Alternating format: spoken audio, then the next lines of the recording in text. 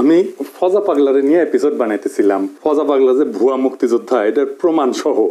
কারণ কয়েকদিন আগে নূর বলছিল ফজলুর রহমানের মতো মুক্তিযোদ্ধারা এই দেশটাকে উপহার দিচ্ছেন, তাই এই মুক্তিযোদ্ধাদের বেলুনটা চুপসায় দেওয়া দরকার ছিল। এছাড়াও লতিফ সিদ্দিকীদের দেয়া ৭১ মঞ্চের মাধ্যমে আওয়ামী বয়ান ফেরি করার চেষ্টা করেছে, মানে চিপা চাপি যা পাবে তাই দিয়া ঢুকবে আওয়ামী লীগ। আর আজকে হঠাৎ করিয়া নূরকে মারাত্মকভাবে আহত করলো সেনাবাহিনী।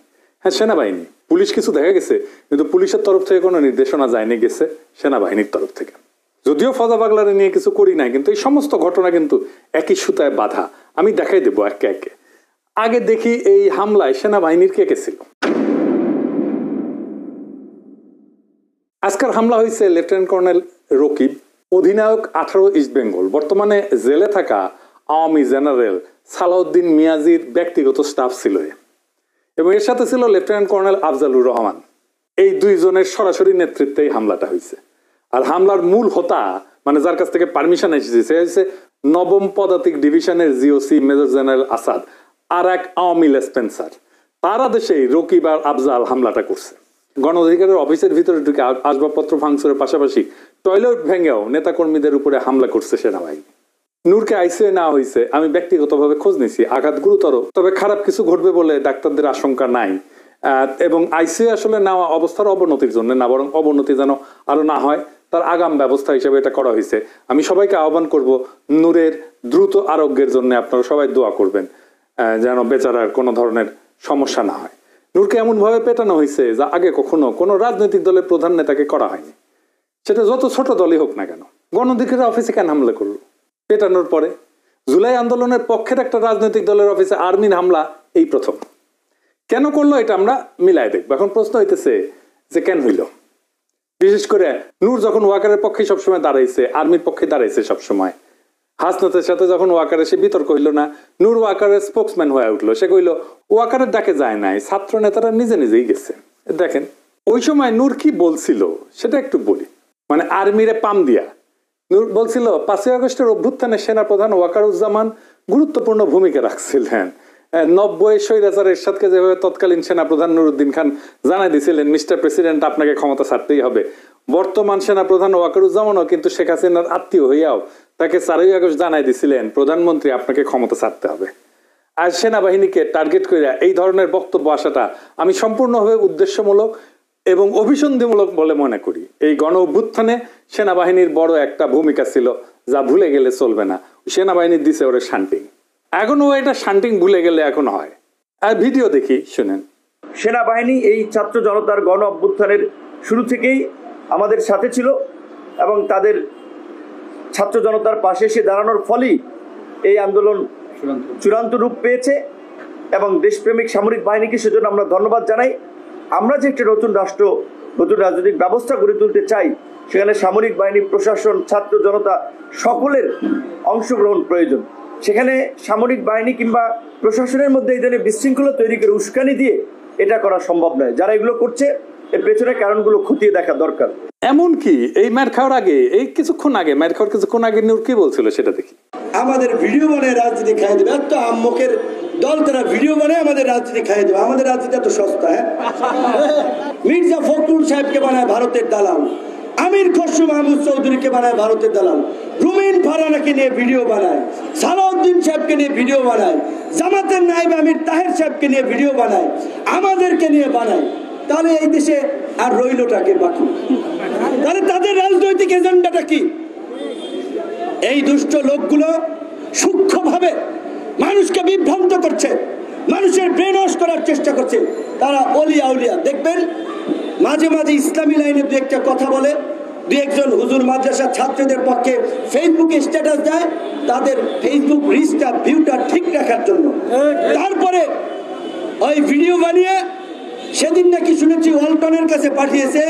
এই যে নতুন আরেকটা টাউট দোকান খুলেছে বাংলা এডিশন নামে, সে চালায় নিউ ইয়র্কে উবার, সে এখানে 1.5 কোটি টাকা খরচ করে আপনার লা মেরিডিয়ান হোটেল, লা মেরিডিয়ান 5 স্টারে বাংলা এডিশন নামে ধান্দাবাজির নতুন দোকান খুলেছে। জাতীয় পার্টিকে কিন্তু এখন পর্যন্ত নিষিদ্ধ করা ওইভাবে যায় নাই। কিছুক্ষণ আগে বন্দুকলা গাড়ি দেখেছেন না, এখান থেকে টহল দিয়ে গেছে, তারা ভেবেছে আপনারা যদি জাতীয় পার্টির কার্যালয়ের দিকে যাত্রা শুরু করেন সেই জন্য বন্দুকওয়ালারা একটা টহল দিয়ে গেছে, তাহলে জাতীয় পার্টিকে বন্দুক দিয়ে পাহারা দেওয়া হচ্ছে। জিএম কাদেরের বাসা উত্তরা, এত জায়গায় মব হইল, ওইখানে তো কোনো মব হইল না। তো এই যে তারা মবের পালোয়ান, যারা মব বিভিন্ন জায়গায় ফাটাইলেন, ওইখানে কেন ফাটাইলেন না? আবার সিলেক্টিভ মব করছেন, ফায়দা নেওয়ার জন্য, ধান্দা নেওয়ার জন্য অনেক জায়গায় মব করা হচ্ছে। প্রকৃত অর্থে গতকালকে এই রিপোর্টার্স ইউনিটিতে কার্যত এই সমস্ত বিভিন্ন ব্যানারের মাধ্যমে আওয়ামী লীগকে ফেরানোর কিংবা আওয়ামী লীগকে প্রাসঙ্গিক করার যে একটা প্রক্রিয়া চলছে, সেইখানে বাধা দিয়েছেন যৌক্তিক। দেখেছেন তো, মানে ও মব নিয়ে কথা বলতেছে। নূরের পলিটিক্যাল স্ট্যান্ড ছিল pro Waker, pro army, pro মুক্তিযুদ্ধ। কয়েকদিন আগে প্রফেসর ইউনূসের সরকারকে ব্যাকল সরকার বলছে। দেখেন এই এক বছরে এটা কি বলবেন? ব্যাকল সরকার বলবেন না আহম্মক সরকার বলবেন? এক বছরে কোন জায়গায় নির্বাচিত প্রতিনিধি নেই। ইউনূসের কার্যালয়ে ঘেরায়ের হুঁশিয়ারি দিছিল নূর।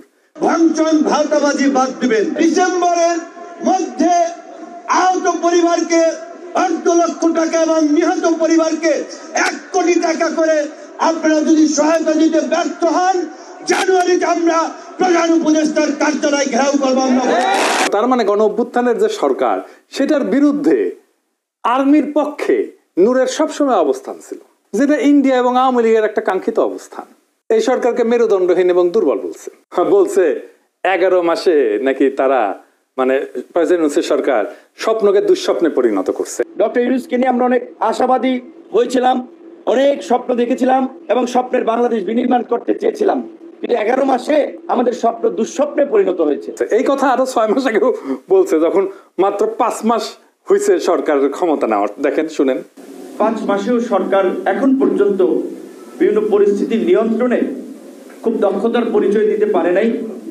আবার বলতেছে লেজে গবরে করে ফেলছে 10 মাসে। মানে সে বলতেই আছে, সে 5 মাস পর থেকে এই সমস্ত আলাপ দিতেই আছে। এমনকি এই সরকারকে পুনর্গঠনের দাবি জানাইছে নূর।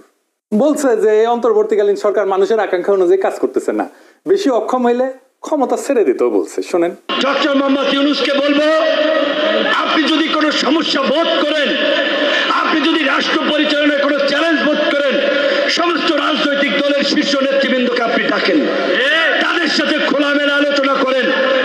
আজকে আমরা সমস্ত রাজনৈতিক দল যদি এই সরকারকে সাপোর্ট না করি, সরকার টিকতে পারবে না। এমনকি এটাও বলছে অন্তর্বর্তী সরকারের ক্ষমতা হস্তান্তর শান্তিপূর্ণ হবে কিনা সেটা তার সন্দেহ আছে। তার মানে এরা মাইর খাবে। দেখলেন তো, মাইর খাওয়ার আগেও কথা বলছে মব নিয়ে, যে জিএম কাদেরের বাসার সামনে কেন মব হইল না। আবার শোনান এডিটর সাহেব। জাতীয় পার্টিকে কিন্তু এখন পর্যন্ত নিষিদ্ধ করা ওইভাবে যায় নাই। কিছুক্ষণ আগে বন্দুকওয়ালা গাড়ি দেখেছেন না, এখান থেকে টহল দিয়ে গেছে। তারা ভেবেছে আপনারা যদি জাতীয় পার্টির কার্যালয়ের দিকে যাত্রা শুরু করেন সেই জন্য বন্দুকওয়ালারা একটা টহল দিয়ে গেছে, তাহলে জাতীয় পার্টিকে বন্দুক দিয়ে পাহারা দেওয়া হচ্ছে।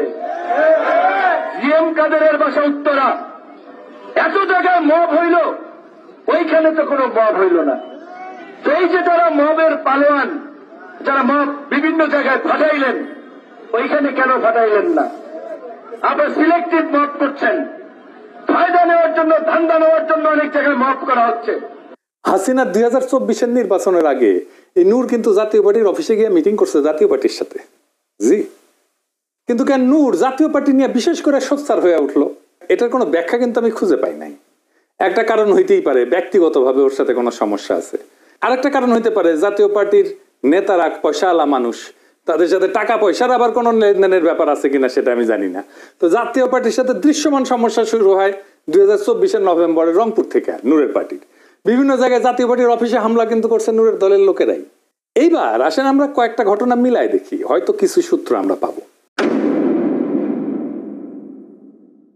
আসিফ নজরুল এই হামলার নিন্দা জানাইছে, প্রেস সচিব বলছে ন্যাক্কারজনক হামলা।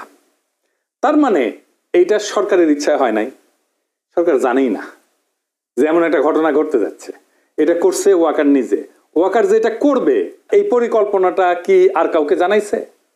আমার অনুমান ওয়াকার এটা জামাত আর বিএনপিকে জানাইছে। কারণ জামাত আর বিএনপির বিবৃতিতে আর্মির কথাটা নাই। কেন নাই?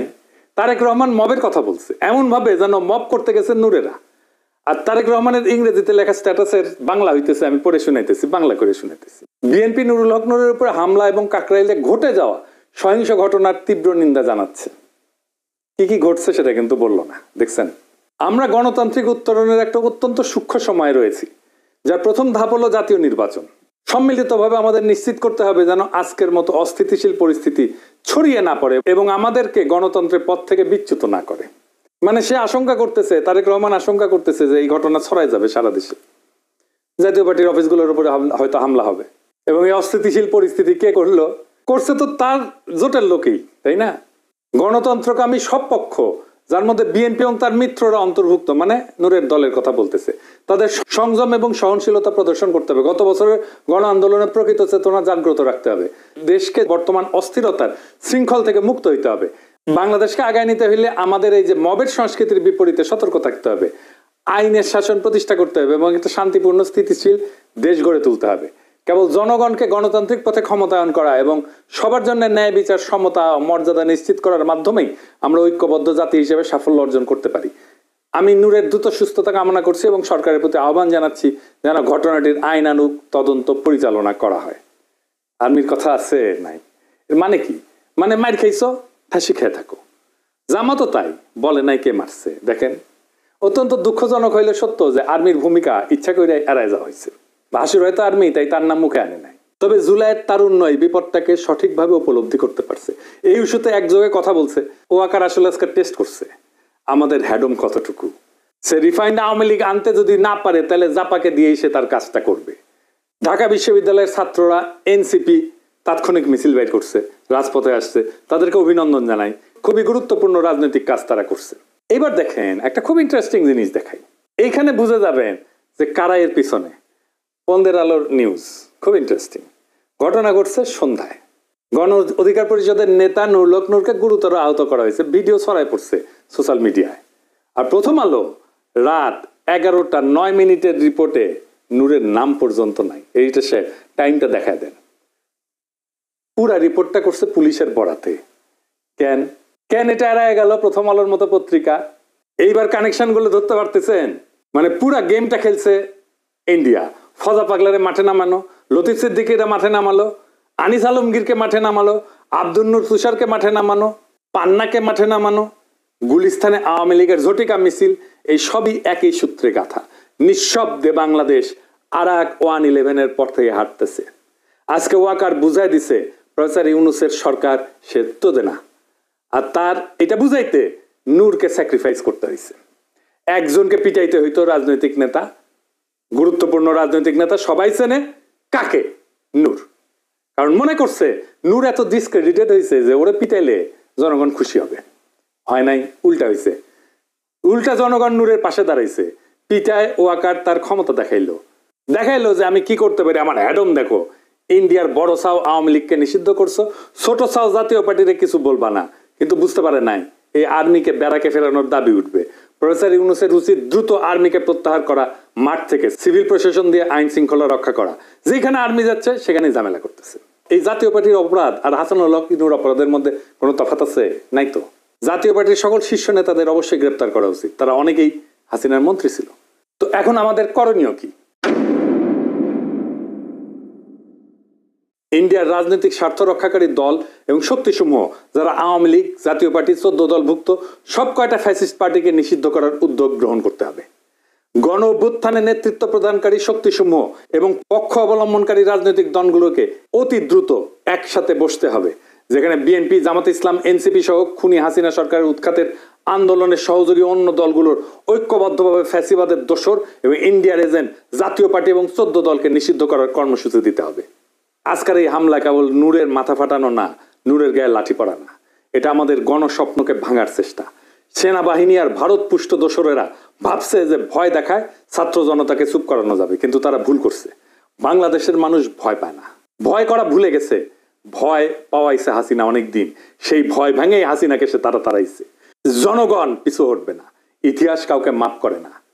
আওয়ামী লীগ, জাতীয় পার্টি, 14 দল যে যার রঙে রাঙায় নিজেদের বাঁচাইতে চাইতেছে, তারা সবাই 2024-এর জুলাই বিপ্লবের পরাজিত শক্তির দোসর। আজকে বাংলাদেশকে রক্ষা করতে হইলে এই দোসরদেরকে নিষিদ্ধ করতে হবে। সেনারা ব্যারাকে ফিরুক, আইন শৃঙ্খলা রক্ষা করবে জনগণের সরকার, সিভিল প্রশাসন জনগণের প্রশাসন। আমরা চাই ভারতের দালালি থেকে মুক্ত একটা স্বাধীন রাষ্ট্র, আত্মমর্যাদাশীল রাষ্ট্র। আজকে সকল গণতন্ত্রকামী শক্তিকে এক টেবিলে বসতে হবে। বিএনপি, জামাত, এনসিপি, ছাত্র সমাজ সবাই মিলে ঘোষণা দিতে হবে, আমরা ফ্যাসিবাদের শেষ চিহ্ন মুছে দেব। ফ্যাসিবাদের সহচর সকল রাজনৈতিক শক্তিকে আমরা বাংলাদেশের রাজনীতি করতে দেব না। আমরা ভারতের দালালি ভাঙবো। আমরা বাংলাদেশের ভবিষ্যৎ নতুন করে লিখব। যত আঘাত আসুক, যত ষড়যন্ত্র হোক, ইতিহাসের চাকা আর পেছনে ঘুরবে না। ইনকিলাব জিন্দাবাদ।